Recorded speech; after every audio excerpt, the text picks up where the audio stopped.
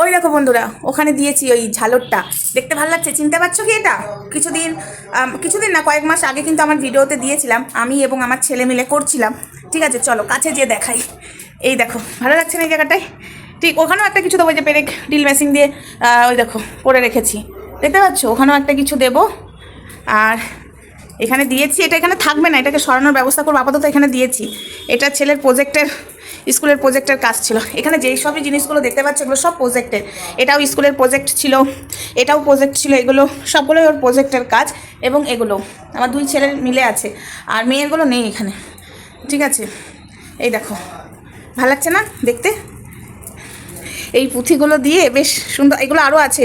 এই পুঁথিগুলো দিয়ে আমি একটা গলার হার বানাবো। বলতে এই পুঁথিগুলো দেখা যাবে না, ওই কাপড়ের মধ্যে ভরে দড়ি দিয়ে কড়ি দিয়ে সেট বানাবো। যখন বানাবো তোমাদের সাথে দেখাবো।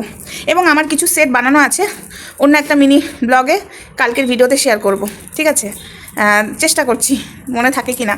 তো সুন্দরই লাগছে বলো, এখানে দিয়েছি। তো চলো এখন মোচা ছাড়াবো। এই দেখো বন্ধুরা, দুদিন আগে না এই মোচাটা ছাড়িয়ে রেখেছিলাম। এটা আমাদের গাছের মোচা, এখন ছাড়াবো। কিরকম কালো কালো ভাব হয়ে গেছে, দুদিন ধরে রেখে দিয়েছিলাম, তাই দুদিন হলো কাটা।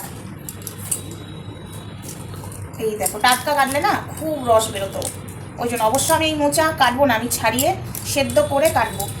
ওটা একটা অন্য ভিডিওতে না তোমাদের সাথে শেয়ার করবো। মোচা ছাড়াতেই যতটুকু টাইম, কিন্তু বটিতে যদি কাটা হয় হাত পুরো কালো হয়ে যায়। কিন্তু আমি যেভাবে মোচা রান্না করি এবং মোচা কাটি, হাত কালো হওয়ার কোনো বালাই নেই।